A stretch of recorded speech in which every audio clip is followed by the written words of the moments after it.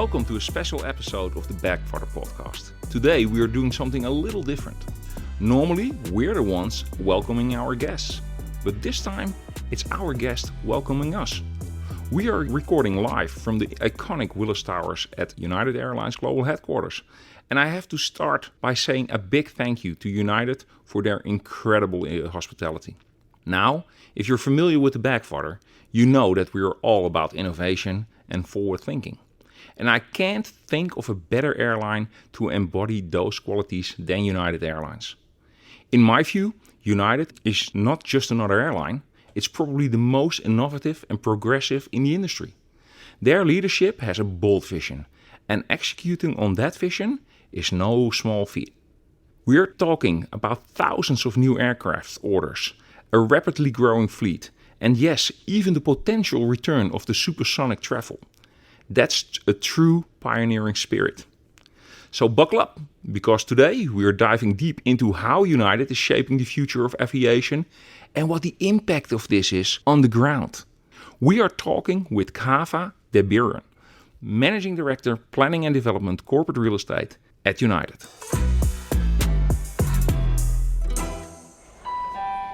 All right, Kaveh, so great to see you. Glad you could make it in today and spend some time with us. Yeah, it's my pleasure, and thank you for inviting me. It was a bit unexpected, but I'm happy to be here, and frankly, that's one of the best introductions I think I've ever gotten. Certainly not well-deserved, but I appreciate that. That's incredible. United definitely deserved it. I think, from my personal perspective, United is doing a lot of things right. Thank you. We live in a world right now where there's so much disparity between the winners and the losers in the airline world. Whether you look at it financially, you look at it from an operations standpoint, reliability. And it's really important as we continue to define what our capital plans are in the future, to take into consideration not only growth and customer experience, but also the infrastructure that we're going to need to move forward in the industry. And there's this old joke that we often hear where terminals are often built around the gate hold rooms and the lobbies, but in fact, like the foundation, the heartbeat, the nervous system of a terminal is essentially the baggage system. And so I think there's still a lot of learning in the industry that we need to do and considerations we need to take when designing new facilities, and baggage has to be at the forefront because last I checked, they're pretty big systems, right? Yeah. They're not going to get smaller. Great that you're joining us. How does a day look like in your day-to-day work? One of the reasons why I jumped into aviation in the first place was that the days are never the same. Aviation by nature is chaotic. It's unpredictable. It's an exciting time to be a part of this industry. And so I can't really answer that because every day is very different. However, what I can tell you is one of my favorite things to do here at United, and one of the things we often do, is collaborate. And so every decision that we make in this building has a backing to it. You have network planning, you have our planning team in corporate real estate, you've got our design teams, you've got our design and construction teams. You have a plethora of folks that focus on customer experience. And so, I tell people what we do, yes, we're designing construction, but the hard work and the backup that goes into all the decisions we make happen with the groups that are within this building. And so we partner with those groups, whether they're baggage performance teams or customer performance teams, customer experience teams, to ensure that the facilities that we're building meet the needs of future United. And it's no small task, especially when you have a number of aircraft that are coming in over the next 5 to 10 years, depending on how Boeing operates these days. And what are those needs? Baggage is at the forefront. We've got concrete. That's a very strange thing to say, but we need places to park these aircraft that are coming. Hangars are the top of mind, whether they're both international or domestic. We're looking at how the hangar portfolio fits in with our fleet strategy. Gates, obviously. Working with our airports to understand what the future of development looks like at our hubs and our line stations to ensure that we have both contractually and from a capacity standpoint the number of gates that we would need to operate an effective operation.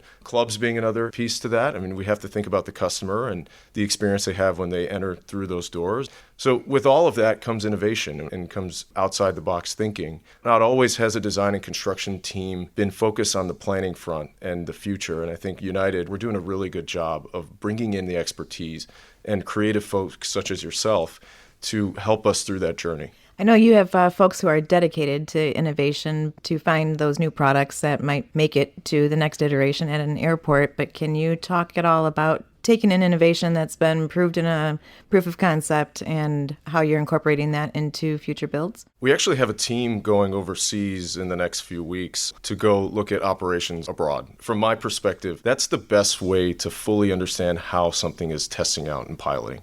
Bring the operations folks, bring folks that are managing the baggage, that are maintaining the baggage. It's not just about the effectiveness of technology.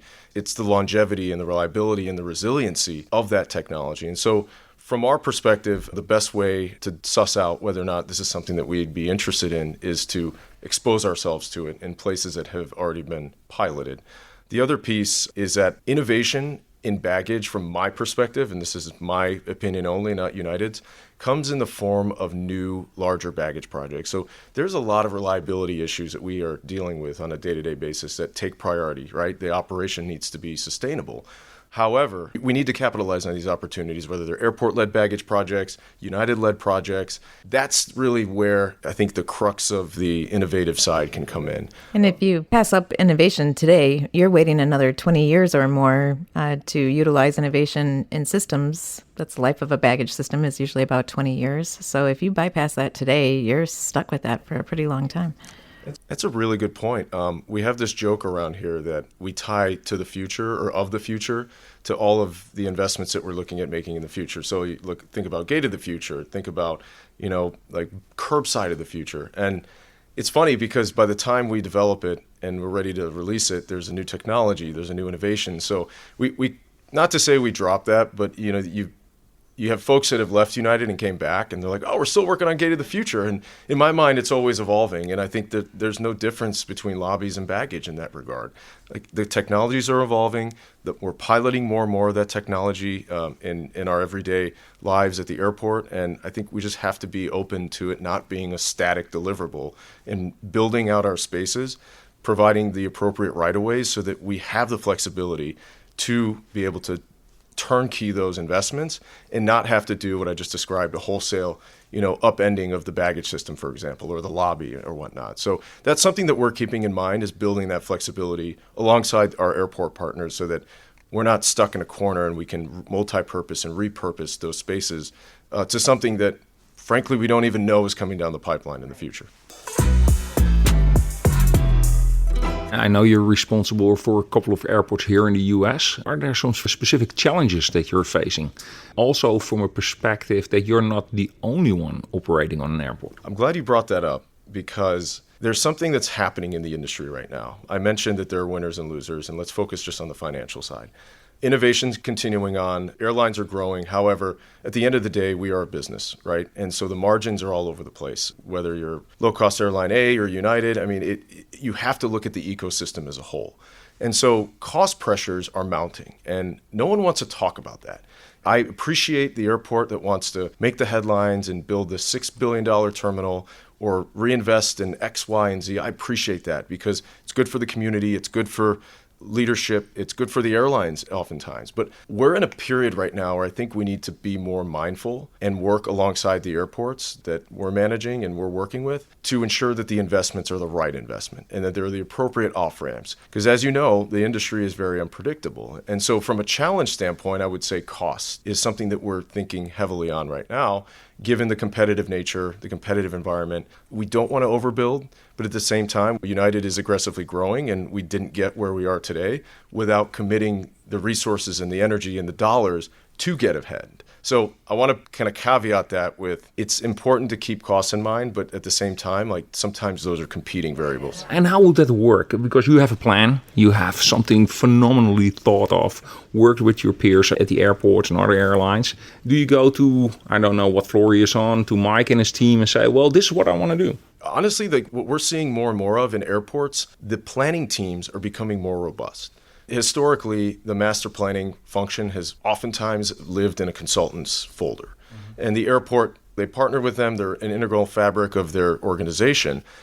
But what we're seeing, and I'll use San Francisco, for example, is they have a very robust planning team that knows exactly where they're going to be 5 years, 10 years, 20 years from now. They're constantly collecting feedback on passenger volumes, airline projections, and just partnering with that entity within an airport and communicating what our needs are. I think gets us a step ahead. So the start of every discussion is why do we need it, and the justification behind whether or not we need a beefed up baggage system, or we need more lobby space, or we need more gates. The planning side is really the crux of it, and there's data, not just from a network perspective, but from a passenger perspective that helps support that. So that's where it all starts.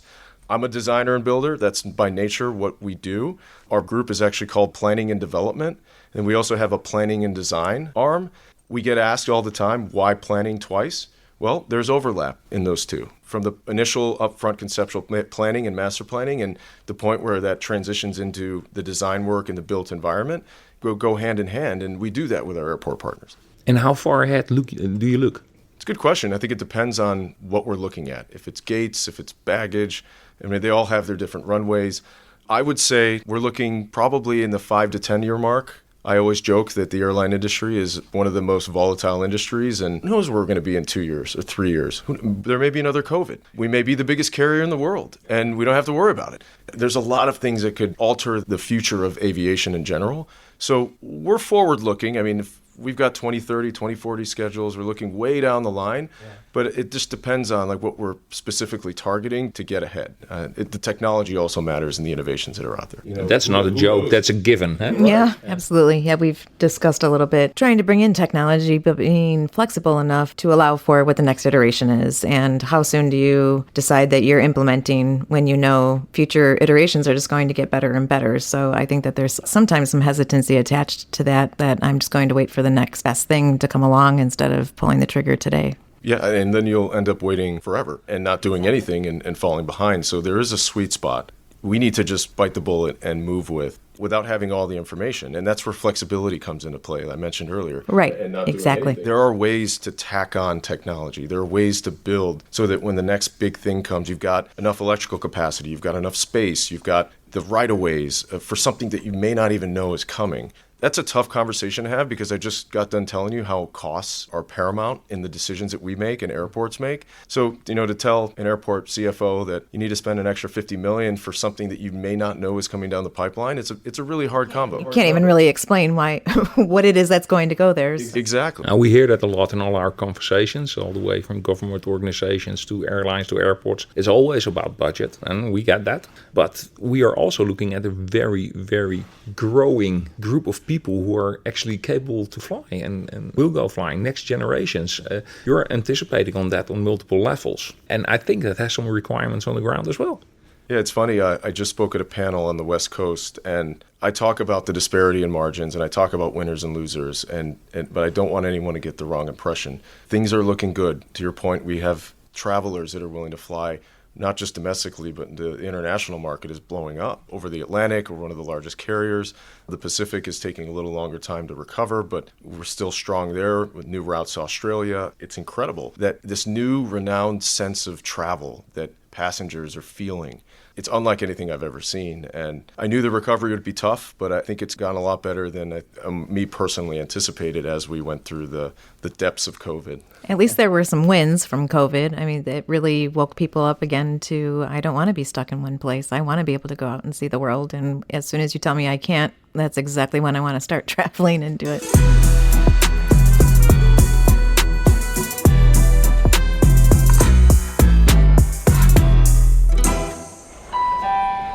I would like to understand from your point of view and what you are doing on a daily basis, how is my passenger journey or my passenger experience changing in the next 10 years? We need to give our passengers a bit more credit. There's been some coddling and hesitancy in giving them more power and more information through the journey. And we're starting to see more of that. I'm very biased, obviously, but I think we have one of the best apps out there. I love it. Yeah. I got all the notifications when I came back from Washington recently.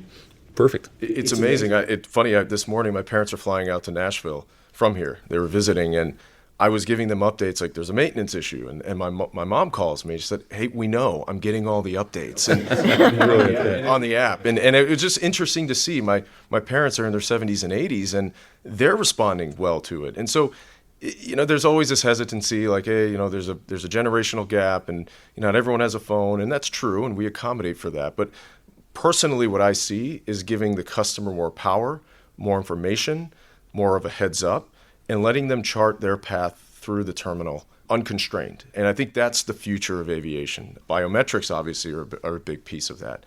Ensuring their baggage gets there and not have to worry about it, the tracking of the bag. I mean, people love that kind of stuff. Oh, my bag just got on the flight. My bag's still sitting here. They love to have the control. And so the more we can provide them without overloading them with information, I think the smoother the experience is going to go for the collective, while providing support for those that need it. And what does that mean for the concrete, the brick and the mortar that your responsibility is? Of course, the digital world, United is doing an excellent job in that. But what does it mean for the brick and mortar? How will an airport change? I, for example, don't understand why we still have baggage carousels. You spend a lot of square meters on that. It should shrink, right? We should be more efficient with space. We have certain areas where we've got lines and loads of ticket counters. And do we need that? Do we need to staff all of that? Is there a better way? Is there a consolidated approach to doing it with technology? And so I think you nailed it. I think it goes back to the whole cost picture. I think this big clunky spaces that we previously had to build may not either be needed or they may be revamped to leverage technology to allow us to more effectively move passengers through the experience. So I think from a space perspective, I mean, we will start to use the space more efficiently. Technology will take over and give people the power and the knowledge that they need while they're going through an airport. Jen, we are getting baggage on demand. Yay! Oh, love it. Let's talk about that, huh? Maybe I should be the one asking questions. Yeah, and I get it. But of course, when I look through an airport, I'm a little bit biased because I look at how much square meters are being used by baggage. You start with your backdrop, you start at curbside, your carts, everything related to baggage.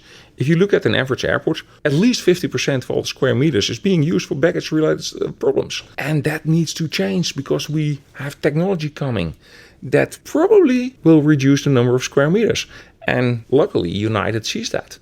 You cannot tell that for other airlines, I understand.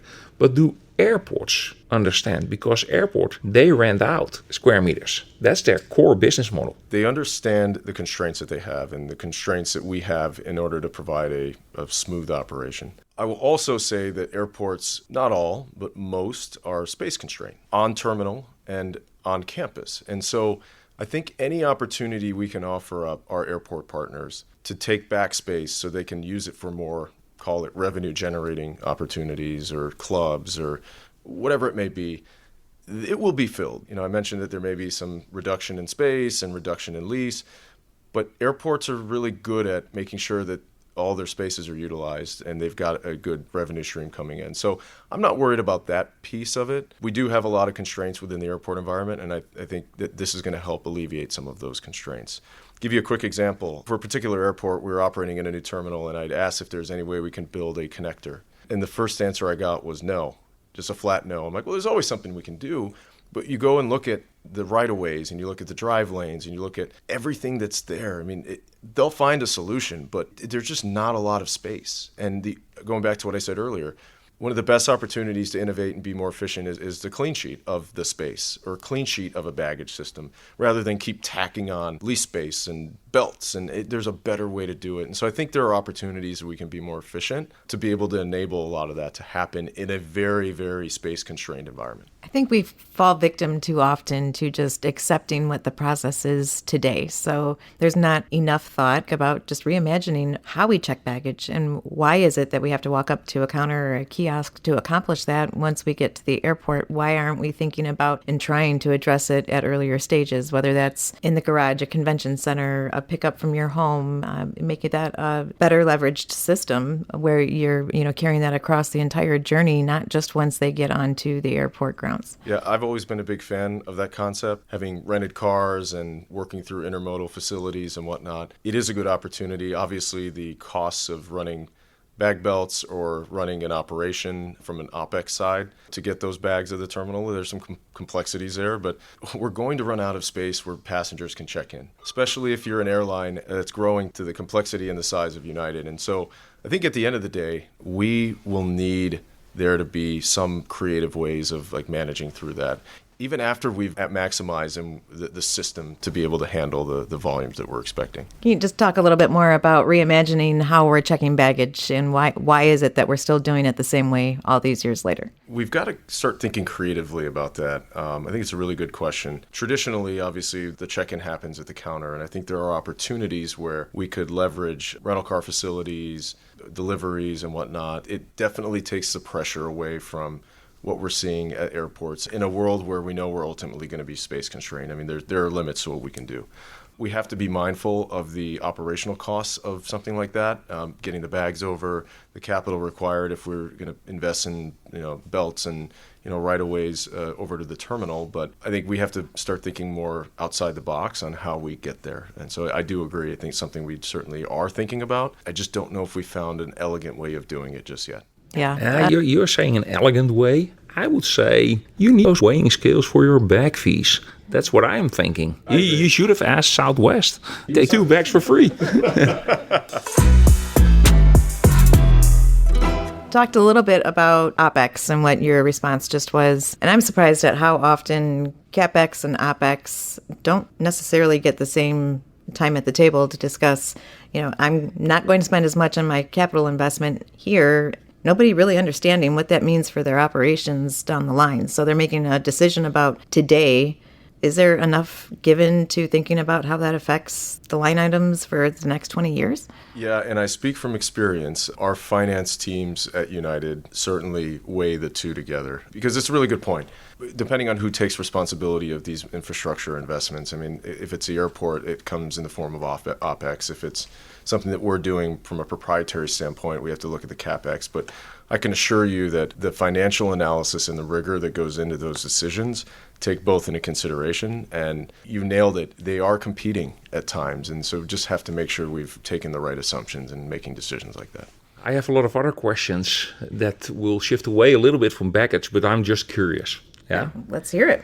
The boom supersonic. Are we going to go through the sound barrier anytime soon? That's a really good question. Did I mention that I'm a design and construction guy and not a United Ventures or, no, I'm just kidding. Look, I think there's a possibility. I think that we are making the right investments to explore it. Do I have information around timing or feasibility? No. So they didn't ask you for a hangar yet? Not yet. Okay. Not yet. That's no. interesting. How much time does it take you to build a hangar? Well, it depends on the size, but anywhere between 2 to 3 to 4 years. Okay, so we have to wait another 4 years, Jen. We will be waiting, yeah. Yeah, there's going to be infrastructure that comes with all of that. So you'll know about it far before we will. Maybe I should start thinking about how we retrofit our existing hangars to meet that fleet, right? Talk me through it. It's a good weekend assignment for you. It is, yeah. I mean, obviously the size of the aircraft's going to drive a lot of the requirements without kind of knowing some of the details around the infrastructure the building's going to need to help support the maintenance of the aircraft itself. But yeah, no, I think it's great. I think it's something that we're definitely pursuing. Aside from the infrastructure, aside from the product, all the regulatory components of a decision like that, we're working through with folks. And so it's something that we are heavily invested in. I'd be lying to you if I told you I knew timing or feasibility. I was just kidding. I was curious. I missed the Concorde. I'm from the 70s, so I missed that part of flying on the Concorde. And maybe I get an invitation from Scott. And if you're listening, Mike Leskinen, I would love to fly on that boom supersonic. But people that really know me, they also know that I'm about speed. But there's this other project that's all about the hard aviation, the electric flying. Mm-hmm. What does that mean for your planning? I don't think we figured it out, to be honest. I think that we talked earlier about electrical infrastructure and the need for our terminals to have adequate infrastructure to be able to power the future of travel. Everything that goes into the building itself will require more resiliency from an electrical side. So my focus right now and our team's focus is ensuring that the gate growth and the terminal growth that the airport and the airlines collectively are undergoing have that power. Now, clearly electric aircraft are going to consume considerable amount of power that we are in the process of looking at. But I would say that there is a larger hurdle to overcome in the form of just getting what we need for our aircraft that are parked at the gates and buildings and baggage systems to operate. If you can bring baggage on that electrical plane, because flying is all about weight, and we do not need baggage. And Jen, you don't need to bring 20 pair of shoes on that flight. I disagree. We agree to disagree. I would like to thank you for everything you brought to the table. And it's great to give our listeners a view into the future. And I can tell you, United is definitely on the right path on showing us that future. And I'm looking forward to fly electric and supersonic. Thank you. Thank you so much for the invite. It's been a lot of fun. I'd love to come back and bring some friends. So let's plan on doing that in the near future. That'd be great. Absolutely. We would love that. Thank you so much for your time. Yeah, I would love to have one-on-one with Scott. Let me work on that one. Yeah. We'll talk later. He liked that. Thank you. Well, Kaveh certainly didn't disappoint, did he? Absolutely. I was aiming for Scott Kirby, but this was probably way better. Well, we might get there someday, too. If Scott is listening, you're welcome in. You're the number one guest to target. In the meantime, thank you for listening, and join us next time for more baggage-related conversation with the Bagfather.